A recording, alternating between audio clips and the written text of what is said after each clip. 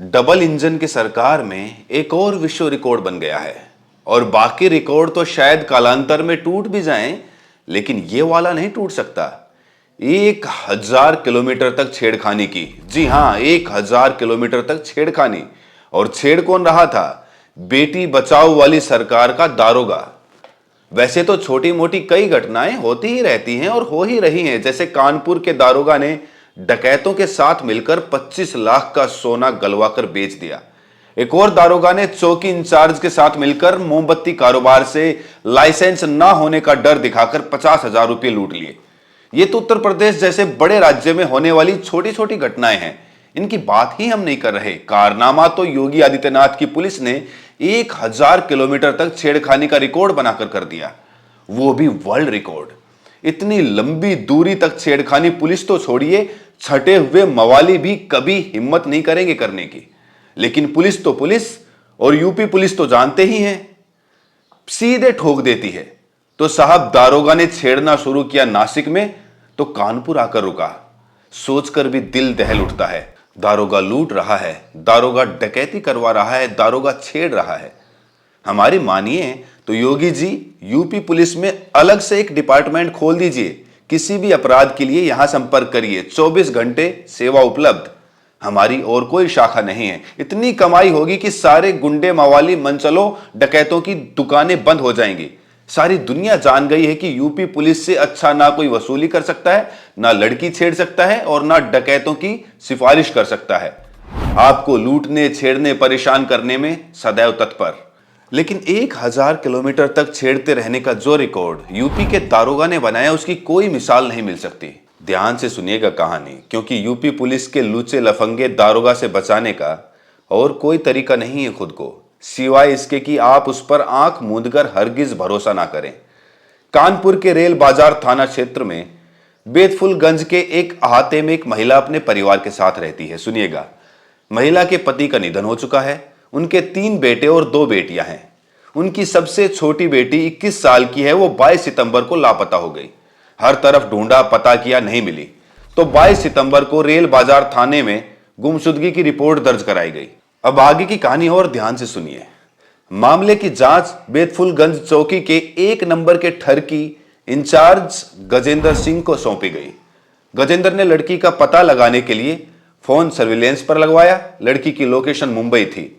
अब इंतहा देखिए, इंस्पेक्टर गजेंद्र सिंह लड़की को बरामद करने के लिए टीम के साथ गाड़ी से निकल गए। 1300 किलोमीटर आना और 1300 किलोमीटर जाना, मतलब पूरे 2600 किलोमीटर की यात्रा। खैर, गजेंद्र सिंह ने 8 अक्टूबर को मुंबई के मांडली थाना क्षेत्र से लड़की को बरामद कर लिया। और लड़की को देखते ही दारोगा की नीयत खराब हो गई।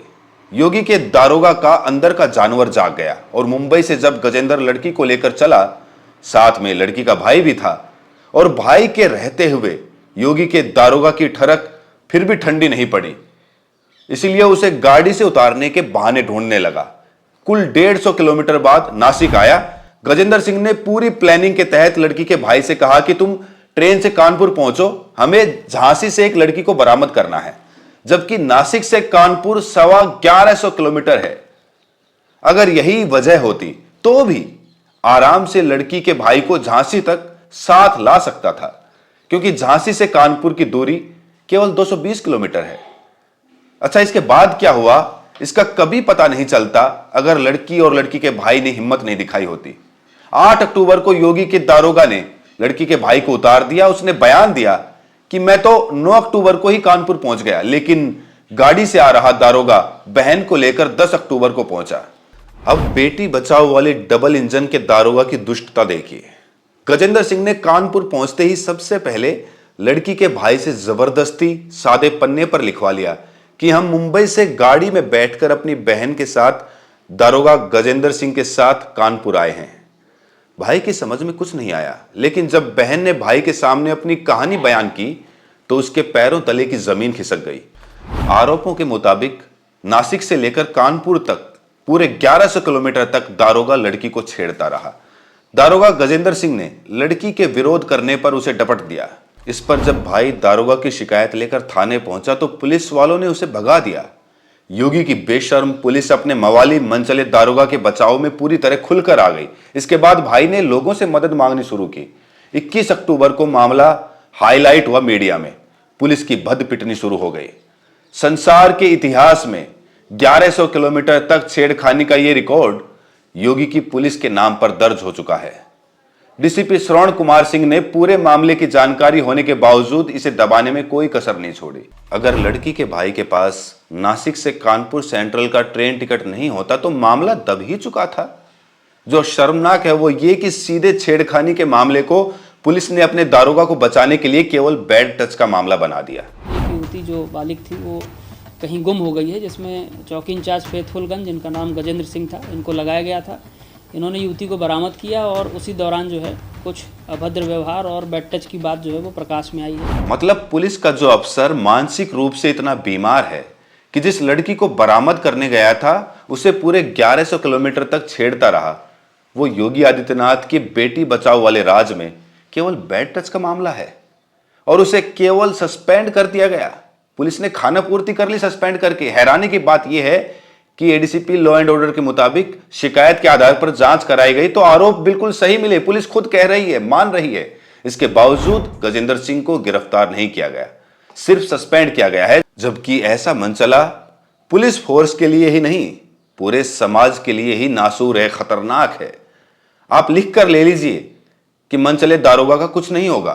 पुलिस ने इसकी पूरी प्लानिंग कर ली है। उसका कहना है कि परिवार से कोई शिकायत पत्र नहीं आया है क्योंकि लोक लाज की वजह से चुप रहना चाहते हैं। हमने परिवार वालों से मामले की तहरीर देने को कहा है। अगर वो लिखत पढ़त में तहरीर देते हैं तब आगे की कार्रवाई होगी, अगर नहीं तो 1000 किलोमीटर से ज्यादा की छेड़खानी करने वाले दारोगा को योगी की पुलिस फिर से अपने मुकुट पर हीरे की तरह सजा लेगी।